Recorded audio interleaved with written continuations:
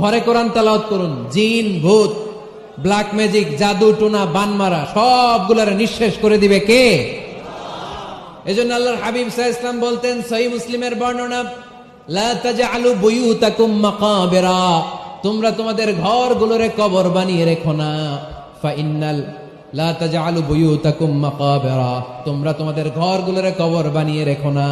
ফা ইন্নাশ শাইতানা ইয়ানফিরু মিনাল বাইতিল্লাযী তুকরাউ ফীহি সূরাতুল বাকারা, যেই ঘরে সূরাতুল বাকারা তেলাওয়াত হয় ওই ঘর থেকে শয়তানগুলো দৌড়ে পালায়।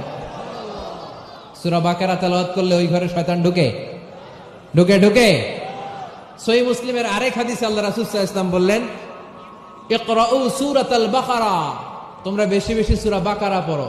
ফা ইন্না আখযাহা বারাকা, যে সূরা বাকারা পড়ে তার ঘরটা বরকত দিয়ে ভরে দেয় কে?